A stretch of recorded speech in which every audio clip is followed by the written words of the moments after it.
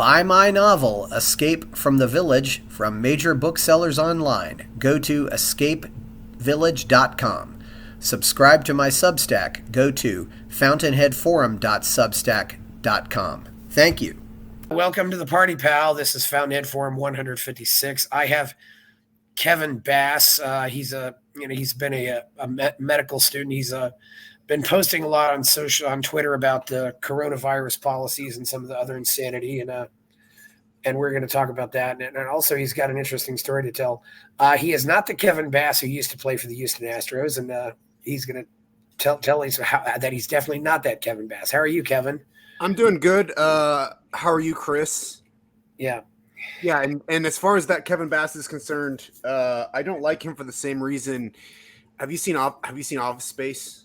No, I haven't seen Office Space. Oh well, there's this character in Office Space named Michael Bolton.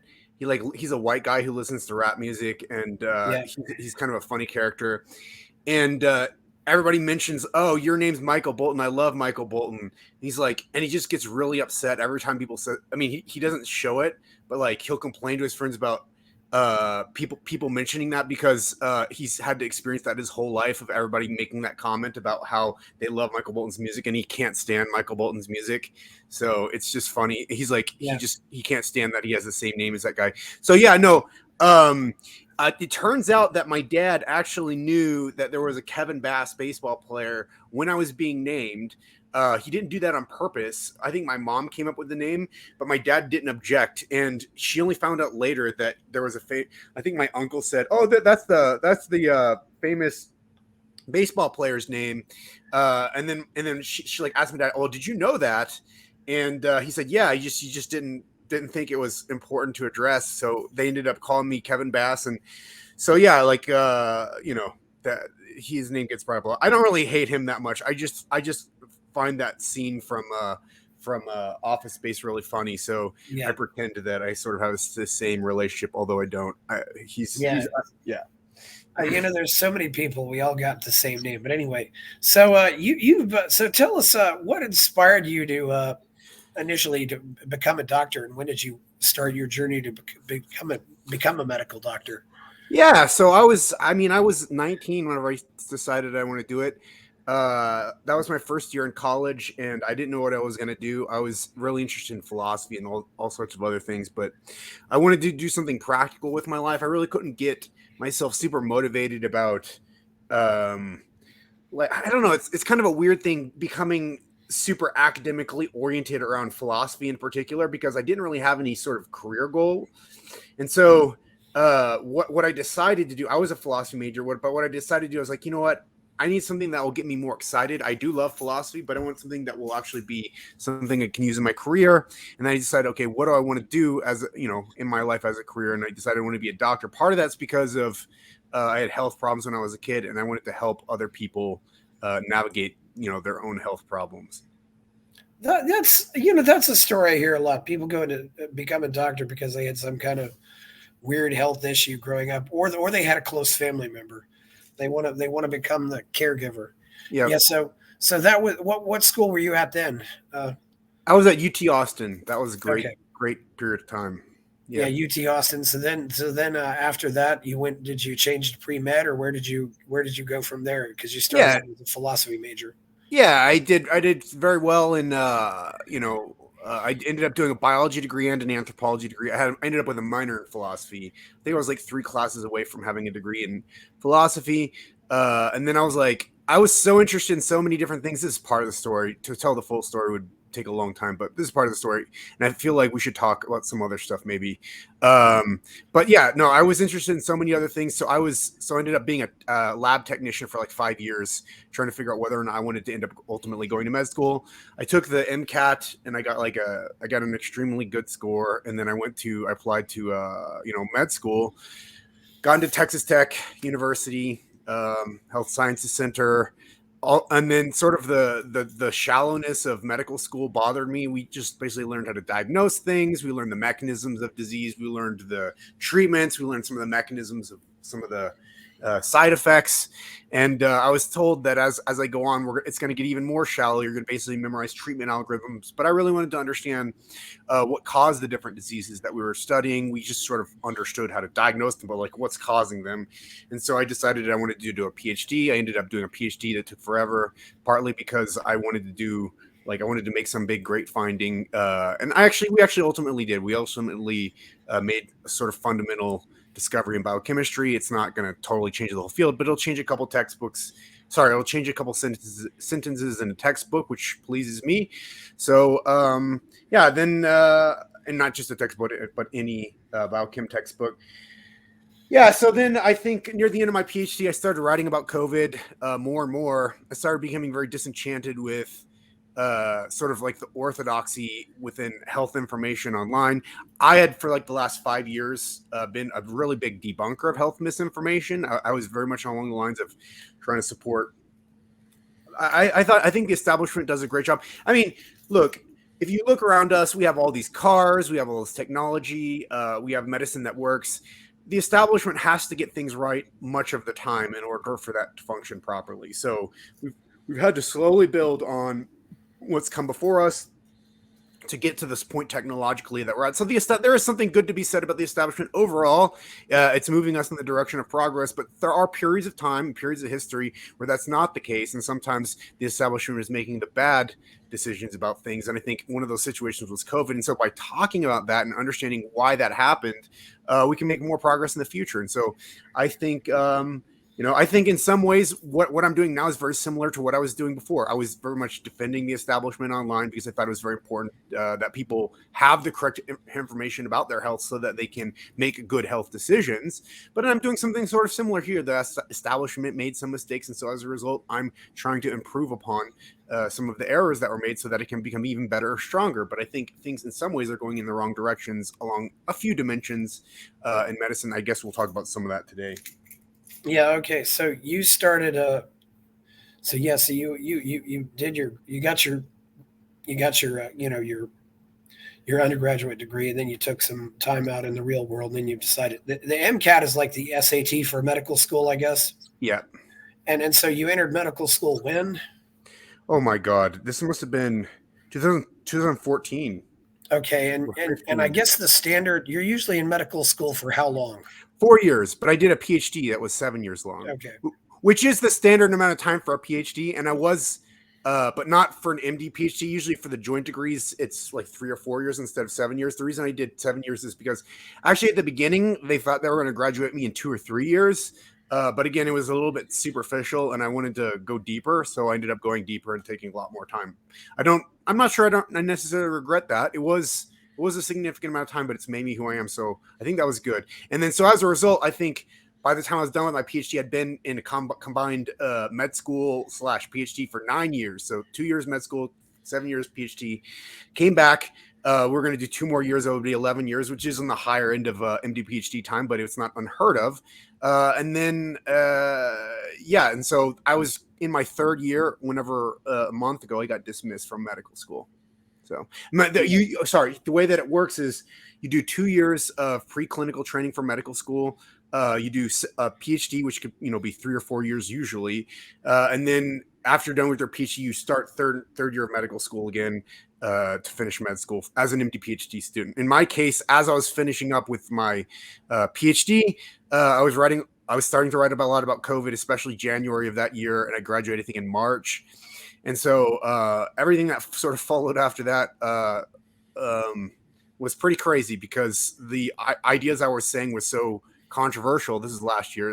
So at the time, they shouldn't have been, because honestly, it's so obvious that so much of the pandemic response was completely wrong. But at the time, it was very controversial, and people saw me a certain way. And I'm also, for social media, I'm also very good at social media, but I'm good along the ways that I do it, which is I say things in very provocative ways, even things that are like maybe like just easy to understand and not like in themselves provocative and like everybody agrees about them.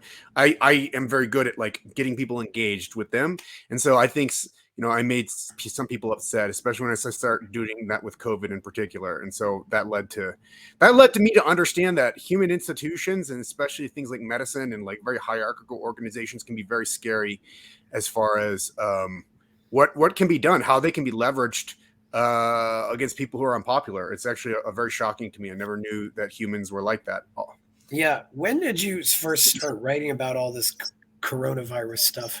Yeah, it was late December 2022, late January 2023. I published a piece in Newsweek, which went super viral. Then I went on Tucker Carlson talking about COVID, and then ever since then I've been talking about COVID a lot on social media, all the way up to like October or November of last year, when COVID sort of started dying out as an interesting. I still post about it almost every day, but I'm focusing on some other things that are more interesting to people in our culture right now. But yes, I started early of last year, basically. What was your opinion of what was going on? Say, we'll go back to January 2020 and just go forward. What were you doing back then, say in January 2020? Yeah, that's funny. So in January 2020, I was like, again, I was very interested in health misinformation, and so whenever the authorities got into COVID and started realizing, hey, there's a lot of stuff that disagrees with us. This is all health misinformation. I was very excited. I thought it was great because finally people were starting to understand this problem of health misinformation. I was totally on board with the pandemic response, with how fearful people were, shutting down businesses, all this stuff. I knew that locking everybody in their houses. Well, I saw those videos of the Chinese welding people into their apartments. I thought that was great. I thought, we need to save people's lives at any cost, because what is more important than somebody's life? You can destroy the economy, but if you're saving lives, I mean, it's far more important than the economy or than anything else. So obviously you'd have to use any means necessary to save lives. And so I was in support of every sort of authoritarian or punitive measure, associated with COVID, including the censorship, because I saw, and I couldn't see things differently at this time, because I thought the establishment was generally right about most things. Sometimes they got things wrong. I didn't think they generally radically got things wrong. So I thought the ideas that they had about COVID, especially, it resonated with my own value system with respect to COVID, which is that it doesn't, like, all these other externalities, these other negative consequences that can happen as a result of policy are much less important than saving lives. Because I thought that was correct. It was moral. And I thought the things that they were doing to save those lives was correct. I thought, if you're spreading misinformation about this, you're undermining the response. You're causing, as a result, people to die. And so I thought that shutting down the conversation about COVID was the right thing to do. Obviously, I don't feel that way now. I feel quite the opposite. But at the time, I was just super orthodox, if not like one of the more zealots about COVID. And, and then I didn't realize just how wrong we were getting the pandemic response. I had no idea how much the data was being distorted. I have no idea how much the World Health Organization was presenting just one particular unbalanced perspective. I had no idea, because I wasn't looking very deep. I just assumed this wasn't my field. So I just assumed that, they're getting most of the things right. You have to support the authorities. Who else are you going to support? You're going to support the grifters who are, telling nobody to take vaccines and that masks don't work and all this other stuff that I thought was nonsense. Is that what you do instead? So I thought, you have to support the authority. So I was super that way, super sort of naive in a lot of ways at that time. Yeah. When did this worldview first start to crack?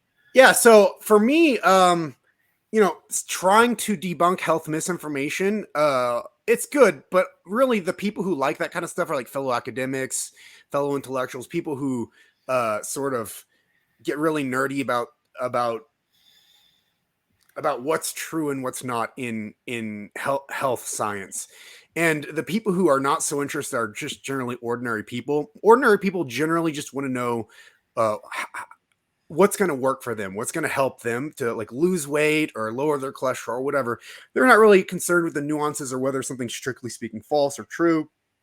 they're interested in really interesting stories that resonate with them on some level of their identity or their emotions that allow them to then improve their health or think that they're improving their health. So one of the things that I was interested in doing is not only just debunking health misinformation in a very sort of rigorous and systematic way, which is what I often do, but also since those influencers are appealing to ordinary people sort of on a more simple and often value-based level. They're providing something valuable to them. I wanted to then say, well, debunking's not going to work. It's not going to work because they're always going to look for somebody to tell them sort of what will be helpful for them. So I just said, okay, I'm going to keep debunking. I'm going to keep talking about what's misinformation and what's not, but I'm also going to add to sort of my repertoire of things that I do is trying to replace those people in my own way, provide positive information, things that people can use, things that are useful, things that are simple but still science-based, and then use my own rigorous training in health sciences in order to make sure that this is proper information as opposed to misinformation. So the problem with that is when I started doing that and started going really deep on the papers and started thinking, using my long training that I have acquired being in the university. The problem was once I started doing that same thing, even though everything I was doing was very strictly evidence-based, very carefully done, very rigorous, very meticulous, I started getting attacked by the debunkers, by the anti-misinformation people. They started saying I'm spreading misinformation.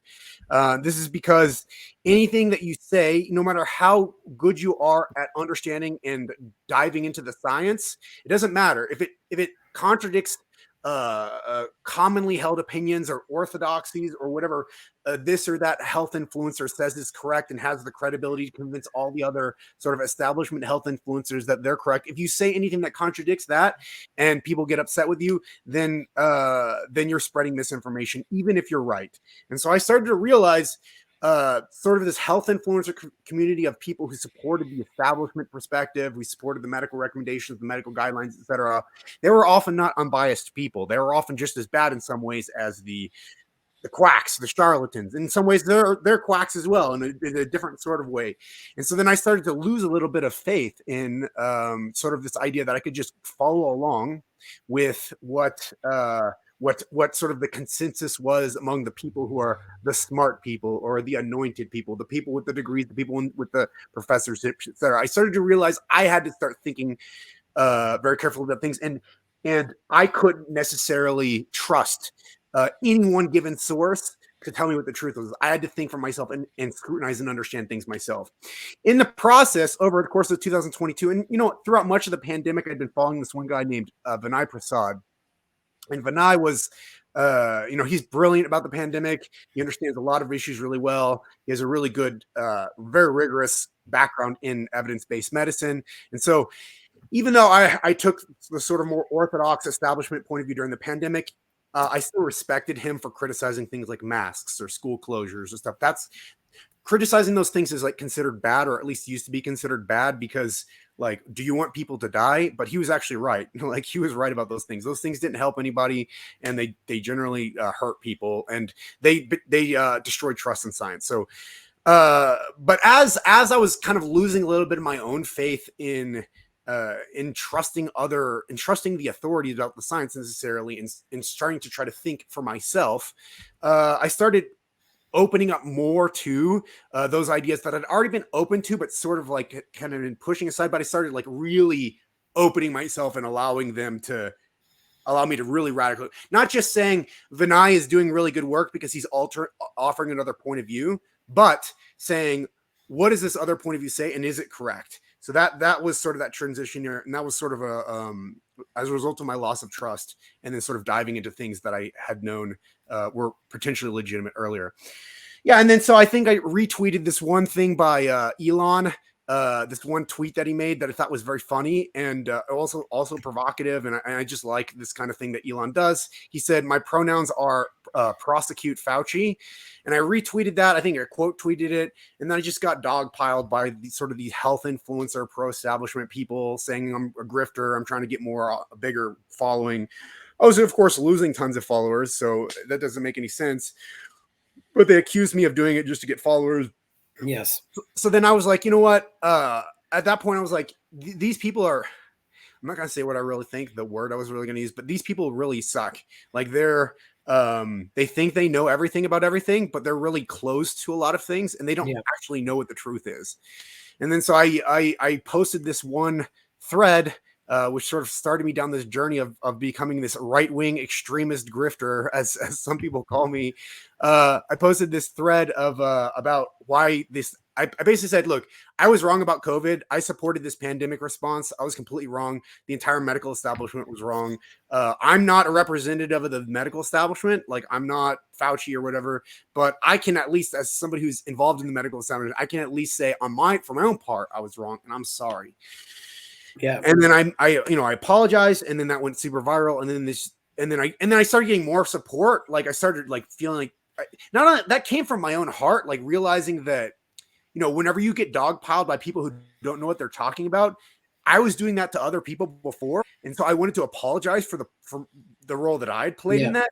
And then whenever I did that, just there's a flood of support and of people that came out that said, like, there was this whole movement that I guess I kind of suppressed or I ignored that existed or whatever, of people who are completely reasonable, who felt completely ignored about COVID, invalidated, suppressed in many cases, that kicked off the platforms. And they came out and they said, thank you so much for doing this. Like, retweet this. This is great what Kevin's doing. I was like, wow, there's all these reasonable people. And that got me further down the rabbit hole of thinking more and more about, ultimately now I'm thinking more about the sort of the politicization of medicine, which I think is the underlying cause of why we got COVID so wrong and so many other things wrong. So. Yeah. Okay. Yeah. First of all, let's. You mentioned Vinay Prasad. That is VNAY PRASAD. Anybody who wants to look him up. Yeah. And so this was so what was that first? You mentioned you started to have doubts. What was the first thing you really doubted of the narrative? I mean, what was that first piece of information? I think we by late 2022 there was still a large number of people within the establishment who are still saying zero COVID should be the goal. And obviously COVID was it was freaking everywhere. I'm about to drop the F-bomb. COVID was everywhere at that time. Yeah. There was no way we're going to get to zero COVID. That was insane. And yet they were still thinking, oh, if only like everybody just started wearing their masks and tested and then stayed in their apartments, we would not have COVID anymore. This is a moral failing on behalf of everybody in the world. And I'm just like, you guys are crazy. You guys are zealots. And then it just dawned on me that because that was the case, maybe we had gotten much of the pandemic wrong, especially about that in particular. That's a nutty idea. Yeah. Maybe zero COVID was never really possible. So that's where I started. Yeah. So when you notice that one person lies, you immediately everything else they said comes into question. Yeah. Yeah. And then they started piling on, it sounds like to me, they treat the apostates worse than they treat the people who've always disagreed with them. They do. And I think that happens in every cult. Yes, sir. They do. It's really bad. I am a class traitor. Yep. I should be shot. Yeah. Do you think a lot of doctors are also afraid of challenging the narrative, and that's why they haven't said anything? Or 100%. Many. And doctors. what percentage of them really believe, and what percentage are just afraid to say anything? Or is there any way to know for sure? I don't know. I haven't talked to enough people to know that yet. I think there's a range of opinions, but there is a really strong contingent among doctors who question a lot of the COVID narrative, and but I don't know what percentage that is. Maybe, I mean, in my med school, at least 10%, but some people were saying as many as maybe the majority. So between 10 and 50%. So that's all I can say. I know that they certainly do exist. But the ones who are vocal are certainly the ones who are saying I'm trash. I'm a COVID denier. I'm an anti-vaxxer. All that ridiculous verbiage. Those people are allowed to say whatever they want to say because they're saying the whatever the regime. They're saying the ideology consistent with the regime. So those are the people you hear. But I don't know what percentage of silent people. I think it's maybe quite substantial though. Yeah. What I find interesting too is everything has become an all or nothing. Yes. I think if you went out on the street I think you'd find very few people who would say all vaccines bad or all vaccines good. You Yeah. know, and you know, I think that's, you know, there some vaccines are very good, but some vaccines probably could be problematic. You know, it's I think that's completely fair. I think you were trying to say that lightly, but I think that's actually a very fair state, a super fair statement. I agree with that 100%. And yeah, I think there's just like a loss of nuance, right? yeah, You're either pro-vax or anti-vax. That's crazy. yeah, That's it's dumb. really, you know, and you know, and I will go on record, you know, the day after the day after my 11th birthday, I get bit by a dog that we never found. Monday, I was at the doctor's office, took all the shots. That was a long time ago, but you know, yeah, the rabies shots, you know, It's not a bad idea. You know, yeah, you don't want to yeah, get rabies. Once you get rabies, yeah. it's too late. So, You know something else too. I remember about that, Kevin.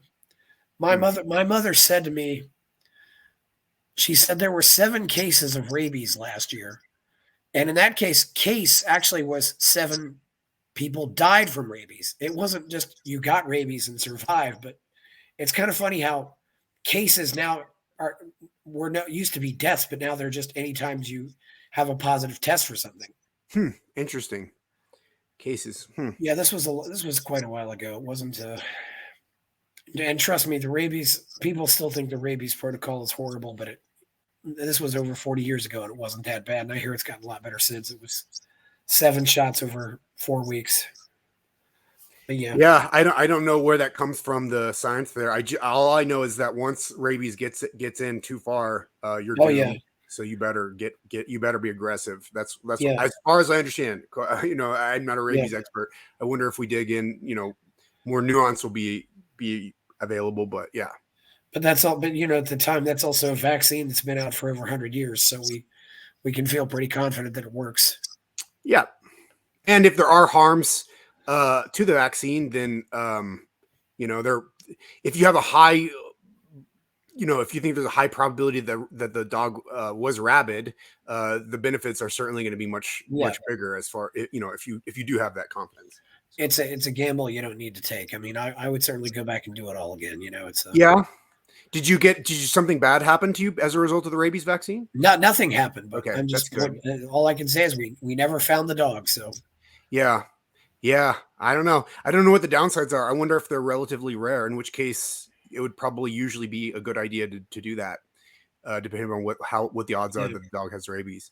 I mean, there's always going to be downsides, right? Some people, I'm yeah, sure for that vaccine, there's still going to be some side effects, but yeah. And you know, I don't. Yeah, I don't know what all you know. It was.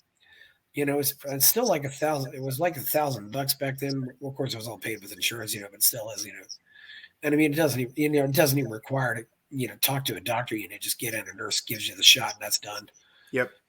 5 minutes in it, half 15 minutes in and out. But so, yeah, that was I will say I've never gotten the coronavirus vaccine. I was skeptical immediately. And I know also, you know, this was the one thing Kevin, the thing that always got me too about all the narrative around coronavirus Mm. and you being a doctor, no, nobody seemed to want to talk about the fact that America is a very unhealthy country now.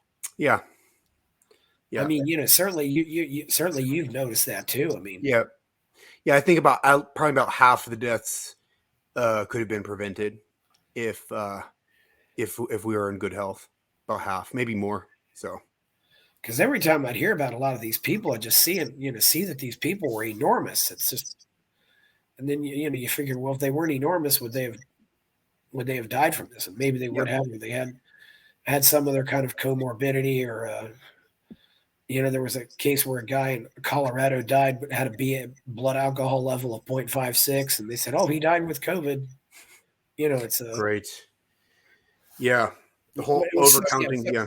yeah, some ridiculously high BAL. You know, just but yeah. Yeah.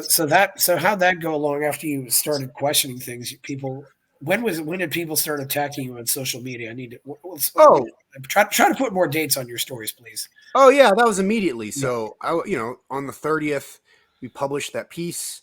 yeah, I freaked out for like 2 hours straight before I could like, because I just didn't. It almost didn't register like what I had done.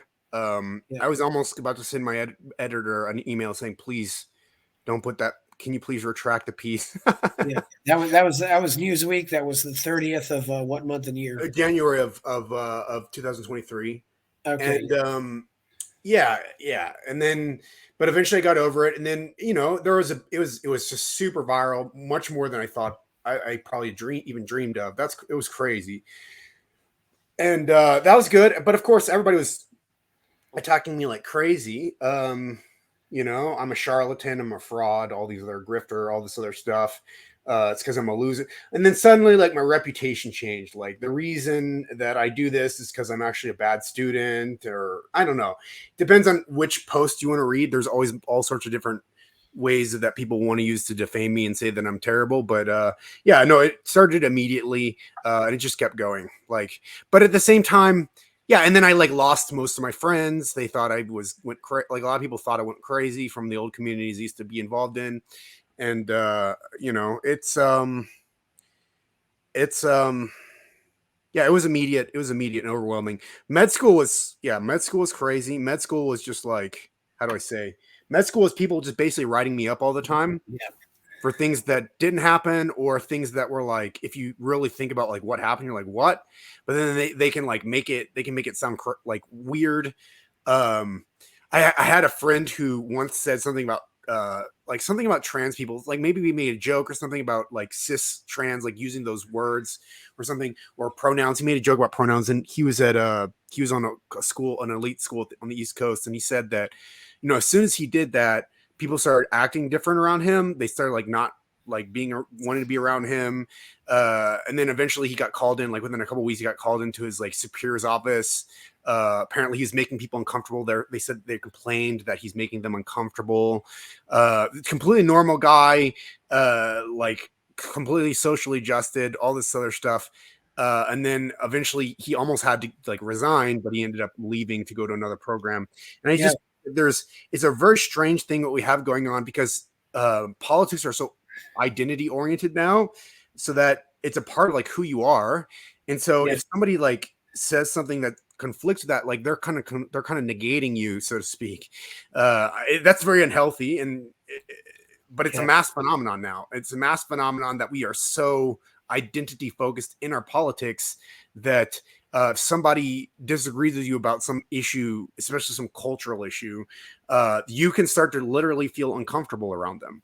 And then you'll start to interpret their behavior in strange ways. And so I hadn't had any formal disciplinary action since elementary school, right? Like maybe I picked on a kid in elementary school I shouldn't have. Still feel bad about that. But then after that, like no formal disciplinary action. People have sometimes not liked me, or sometimes thought like I'm too loud, or I was called by my grad school.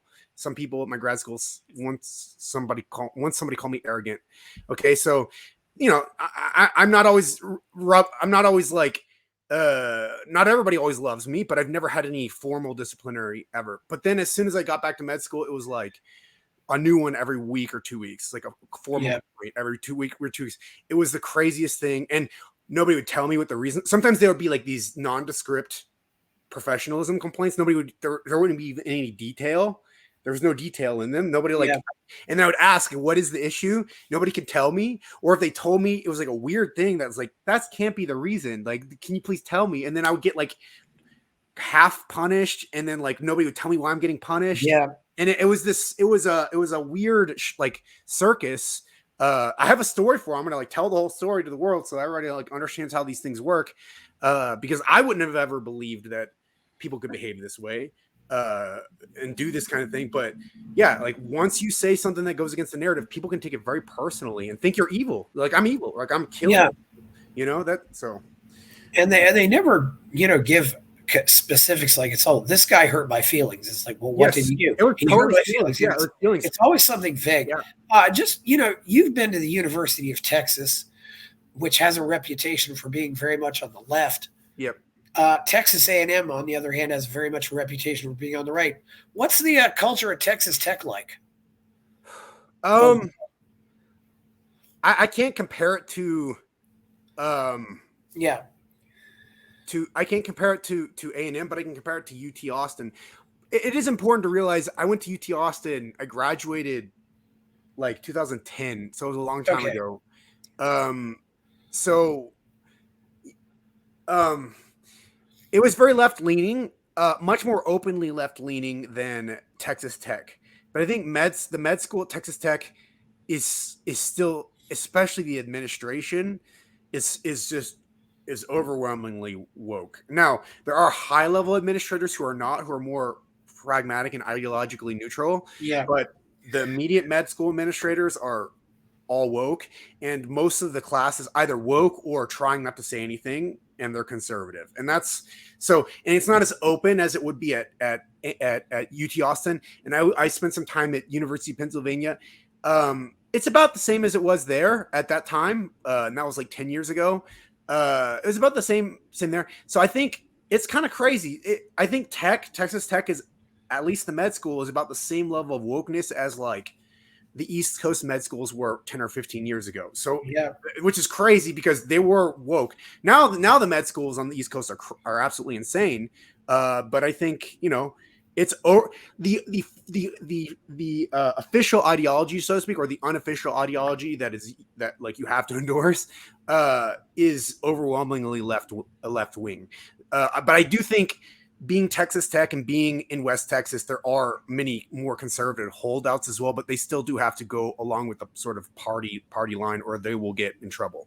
I've had friends who have gotten bullied and stuff at Tech by their fellow students for questioning certain important concepts. I know they're starting a medical school at UT, but as far as I know, at Texas Tech's the only other medical school in Texas, right? Or wait, no, there's that Baylor College of Medicine. There's tons. Yeah, there's tons of med schools in Texas. There's like 10.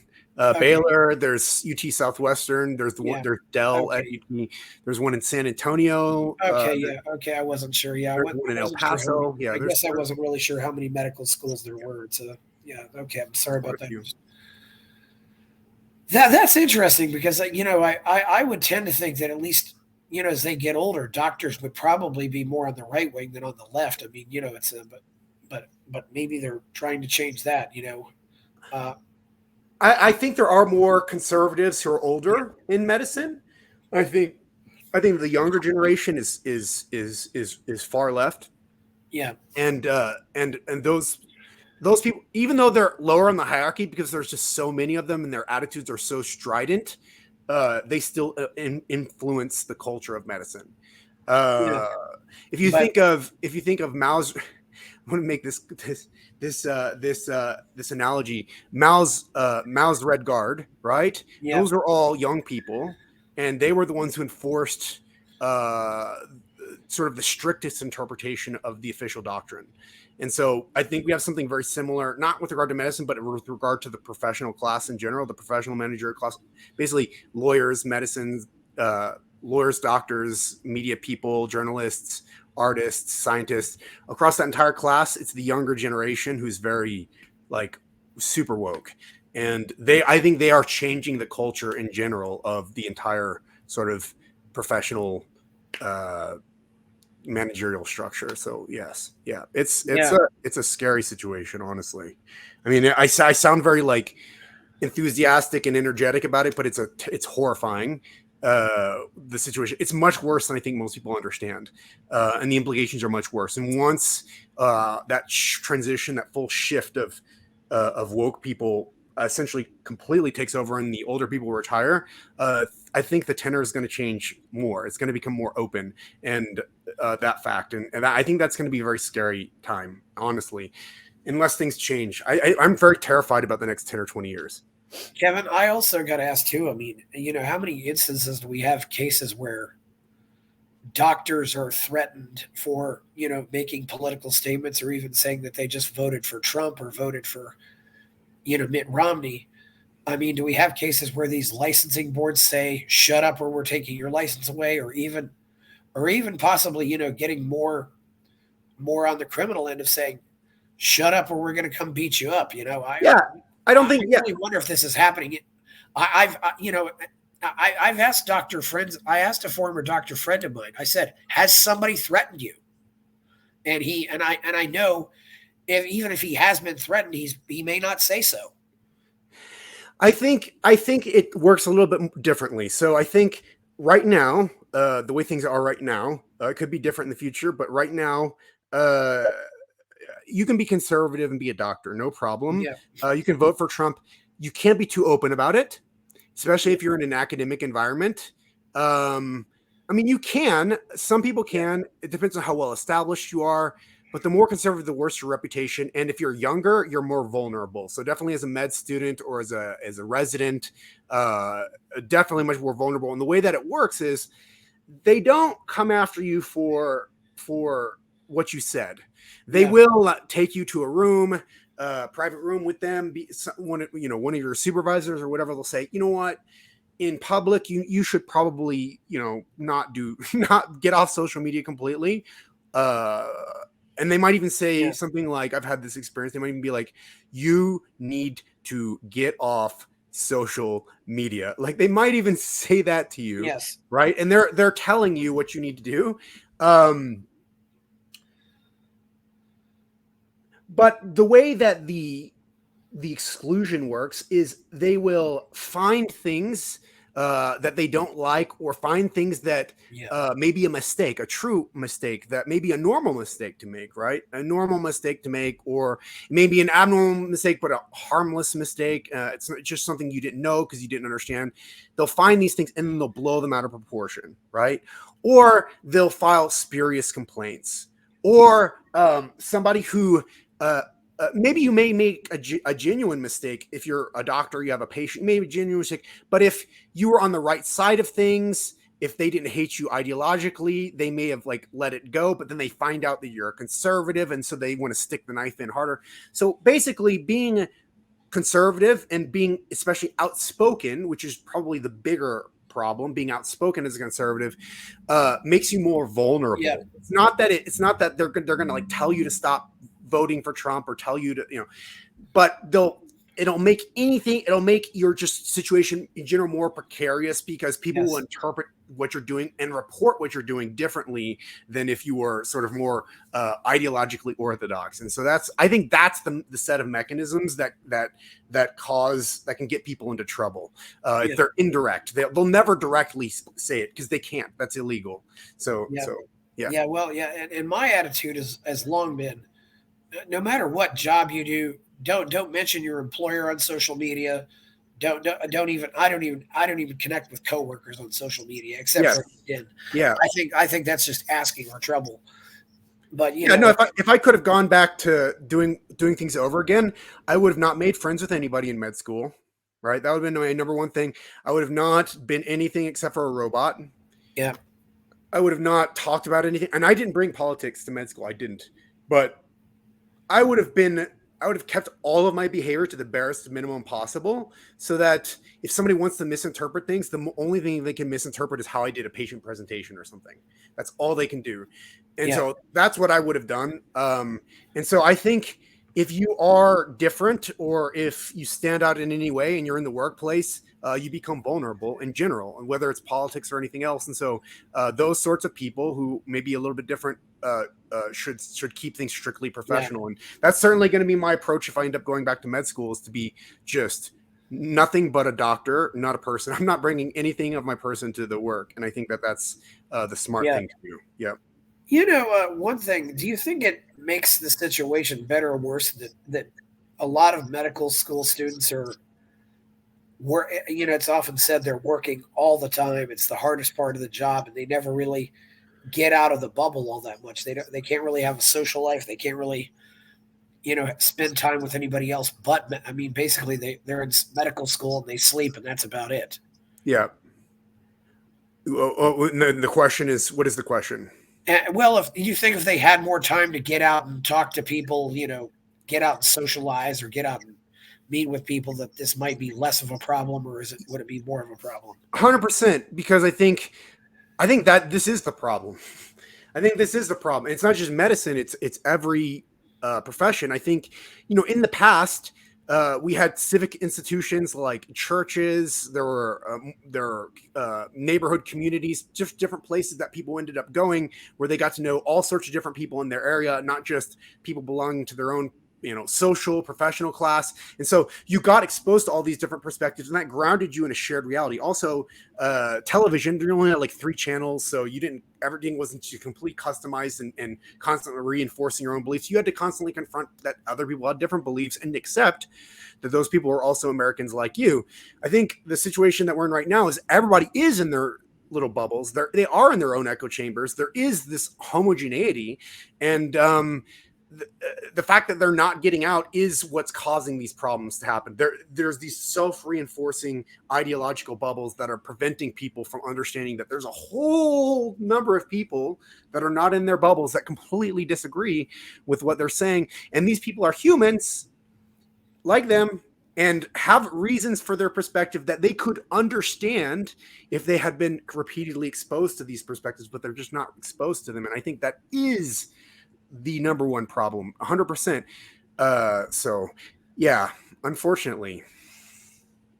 We initially talked about COVID, Kevin, but how in the world did we now get to this place where, medicine, some medical doctors are now saying that, 10-year-olds should be changed from boys into girls or girls into boys.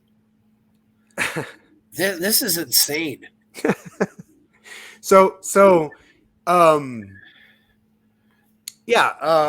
When everybody thinks the same as you, right? And everybody's smart around you too. They're all smart, just like you. And they're all saying the same thing, just like you. Like, then you think we are the smart ones. We know the truth. And so, and then you're not exposed to other perspective, other smart people with different points of view who could challenge you and force you to understand where some of the weaknesses in your points of view are. And then you have these, as we've talked about, self-reinforcing ideological bubbles. They result in, I think, extremist takes on things. And I think wokeism in medicine, whether we would call it we'll talk about anti-racism, which actually says that, if you read Ibram X. Kendi's book, How to Be an Anti-Racist, it actually says that we need to discriminate against white people. He literally says that, literally. Or that every case of a kid thinking, a boy thinking he's a girl or a girl thinking she's a boy, and now it's overwhelmingly girls. It's not overwhelmingly. It was 9-1 about girls to boy ratio. That's legitimate. It should be validated and confirmed. It's not that you should be a parent and guide them in more productive directions if you can. And I'm not saying that everybody needs to be guided in a different direction. There is genuine gender dysphoria. It does exist. But that everybody needs to be validated in that way. That if you look at, ancient indigenous peoples, which European colonizers, this is the ideology. European colonizers forced them to start believing in things in terms of this male-female binary, which doesn't exist according to their cultures. We need to restore that situation where everybody has perfect freedom, and then therefore encourage people to explore these alternative identities.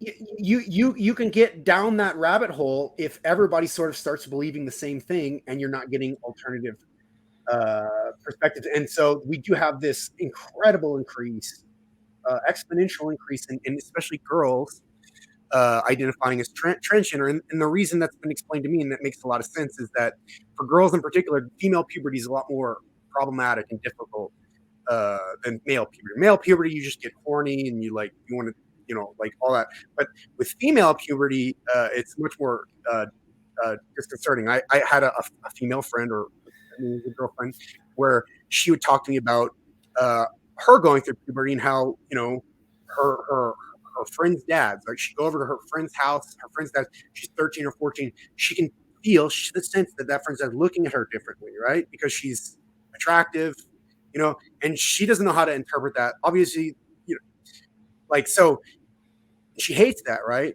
So you can make all that kind of stuff go away, and also the physical stuff, all that stuff go away in a way by saying, well, the reason I hate puberty, I hate being a girl so much, is because I'm a boy, right? And so I think that's one of the big reasons why females in particular seem to have that, or that's one of the running theories, 9-1 ratio of them males who are transgender. And so these sort of normal human processes can be pathologized when the ruling class or the professional class that manages these problems. In the past, it would be managed by reassurance and other sorts of psychological support. This ruling class that manages these problems becomes politicized or ideologized. They start to have strange interpretations about how these phenomena should be handled, which I think in the long term, in terms of mental health, will be harmful for a lot of these girls. So yeah, I think that that science and medicine should be sort of the views in science and medicine that are predominant should roughly reflect the views in society as a whole. So the ideology within medicine should roughly reflect the ideology of society as a whole. It shouldn't be this far left version of what society thinks, because the doctors are supposed to serve society. They're not supposed to tell society what to do. They're supposed to serve their patients. So, okay. Well, I think sometimes, doctors do have a right to rebel against society. I mean, we don't want to go back to, whites only hospitals, but, where the African American has a heart attack and the closest hospital is the whites only hospital. But, I do think that, and that does bring me to the next thing, Kevin. What happens to science and medicine, and how do we get out of this? Since you've had a lot of time in the academy, I first want to acknowledge the point that you made. It's an interesting point, but people also need to trust doctors, so there's a difficult balance, right? Okay, so that's all said. It's an interesting point that you made. I will certainly concede that. How do we get out of this? So right now I'm focused. Let me try to come up with something. Right now I'm focused on diagnosing the problem. So that's what I'm doing. Once we realize it's a problem, and yes, I need to come up with an answer too. So how do we get out? There are many points of view on this. The first one I would say is this. A lot of med schools, and this probably happens for law school and this certainly happens in academia. Yeah, it's academia almost all places, really. There is a selection for people who profess ideas that are associated with the left. And so for diversity statements in particular, DI type stuff, you have to write certain things about, how you'll contribute to diversity, how you will promote it, and all these things. And you either have to truly believe those things, or you have to be willing to say the opposite of what you actually think. And so what you end up with is people who are either true believers or people who are willing to go along. And everybody who is willing to voice a different opinion is excluded, essentially, or wants to express a different opinion, is not willing to just go along. They're excluded because they're not going to write those statements. Okay. So we need to get rid of those, all of them, whether it's from the med student application level, law school application level, postdoc, faculty, all those statements need to be excluded. And then we need to also examine, and this is much more complicated and difficult, and I don't have a clear answer for this, but I can say in general, we need to examine the sort of informal processes that also tend to force people who are more on moderate, maybe even centrist, out of academia, because those processes are also going to be important. But at minimum, we can at least start by getting rid of all these sort of basically political loyalty oaths. We have to get rid of them because this isn't the USSR. So yeah. I got to ask, and I know how I feel about this. What happens if we just get rid of all medical licensing? Well, okay, so I think I saw the account that you messaged me from. It's Fountainhead, so yes. I think I understand. I haven't thought about these. Yeah. That's certainly an approach, and I think that a lot of people think that credentializing. I know there's this whole discussion about this kind of thing that I'm not super familiar with. In general is bad for all sorts of other reasons related to maybe free markets and stuff. I can't tell you that. I can just tell you from an establishment perspective why I think that's wrong, but I don't have a deep understanding of these debates. So I think if I just said that, I would be sort of a little bit glib. So I don't want to argue with you because I don't really I don't really understand your perspective or my perspective all that well. Well, yeah. I can say that Louis Pasteur gave that boy the rabies vaccine illegally. Did he? Yes, he did. But they realized, oh, this is probably a good thing. So yeah. That's important, right? Yeah. I think we need to respect informed consent and the law and ethics more. Even if we think something's good, it should be that person's choice, not it's not our place to force it on them. Well, we had a lot of this come up, too, back in the 80s with AIDS. I'm gonna die, so I'll try something experimental, no matter what it is. If you're informed, that's legit. Yeah. If somebody tells you and like truly make sure that you understand, you should be allowed to do that kind of stuff, right? But it shouldn't be like, I have this experimental treatment and it's going to save your life for sure. Just try it. That's obviously unethical. And I think we don't go to that extreme quite yet, but we're going too far in that direction. And that's not informed consent. One of the pillars of medical ethics is this pillar called autonomy. And so people need to be informed in making choices on their own and not having doctor tell them what to do or fool them into doing something that they wouldn't do if they had complete information. So. Yeah, certainly. I mean, it's I should ask too, what do the other frontline people think about all this? The clinicians, the nurses. I mean, they basically just follow orders, but I mean, I'm sure they have opinions on all this COVID stuff too, don't they? Yeah, it depends on who you talk to. I feel like people, this is a weird thing. I don't know if you've ever seen this before. My experience is people who are more neurodivergent or sort of more different, or like whether they have ADHD or autism spectrum disorder or whatever, they're often the ones who are the most critical. Like, do you know what I'm talking about? I've seen that. Yeah. Which is very interesting. That's a very interesting phenomenon. And so that's been my experience. I've met people in medicine who are like that, who, as a result of being sort of neurodivergent, it seems that they have a clearer perspective on things, whereas other people tend to be more social. Their beliefs follow more social lines, which is very interesting.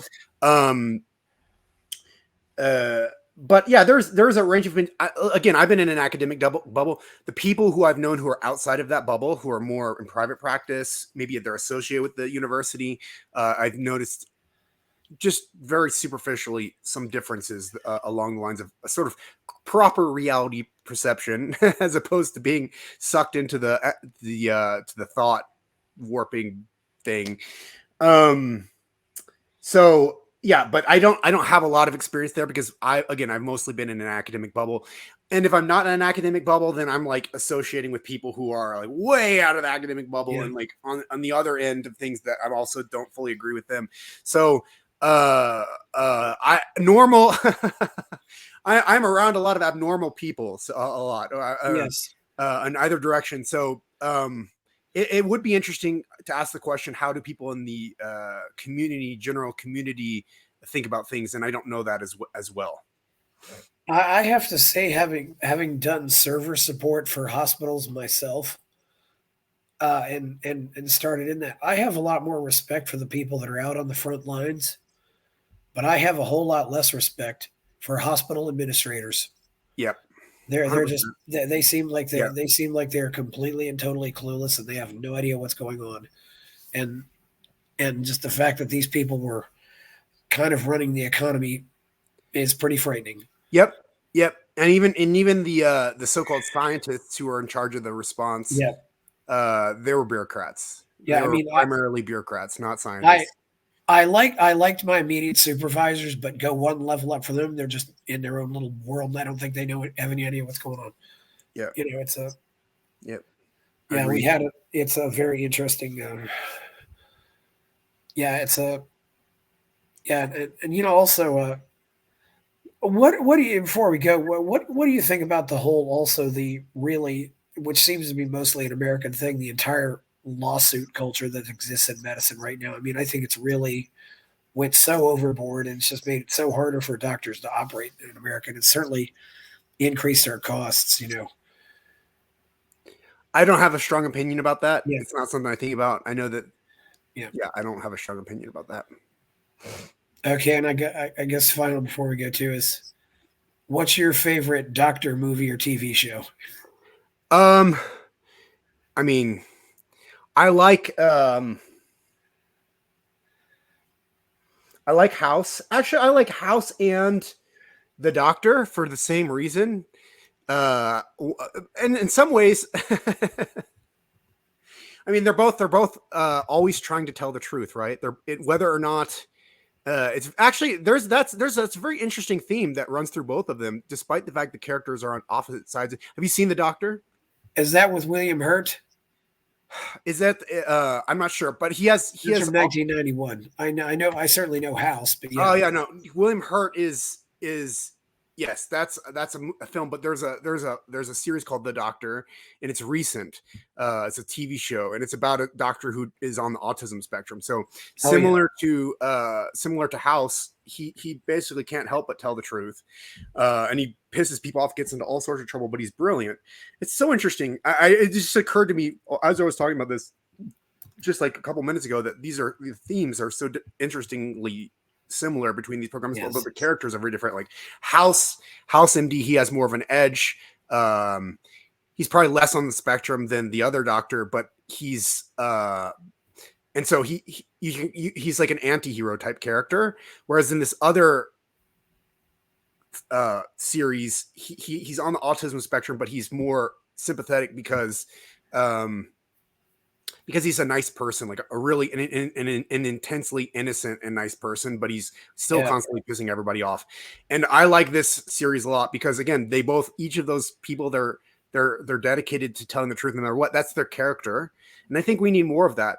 As much as those types of people get into trouble in medicine, I think we need more people who are willing to speak the truth. I think scientific medicine, and really the credibility of the medical establishment depends on it ultimately, unless you're going to use censorship to brainwash everybody into thinking that medicine's great when it's really doing things that are not great. You ultimately need to have cleave as close to possible to the truth. That is the ultimate source of credibility for the medical establishment. So we need people who are willing to speak up and challenge the Faucis of the world or challenge the Walensky's of the world, because those people are very well spoken, and they can get a lot of people's trust. But in the long term, as much as they make bad decisions, the people who do understand that bad decisions are being made won't trust medicine, and losing intelligent people from trusting medicine is going to hurt not only medicine and people who work in medicine, but it's going to hurt patients in the long run too, because they're not going to trust doctors as much either. And so I think we need people who are not afraid to speak the truth, who can't help but speak the truth, partly like me, who are willing to call these things out, because I don't think medicine is going to survive without more of that. Yeah. It's it's one of our oldest professions, and it's always been very important. Every primitive tribe, had the medicine man. It's that's the form of a doctor, and we've evolved beyond that, too. But we've learned so much, and I think, I hope also that our research goes forward too, and it doesn't just become. Yep. Okay. Well, it's been great having you on here. I hope everything works out. It's that Texas allergy season, I guess. So you've got it too. Yep. Yep. It's bad. I think this is viral though.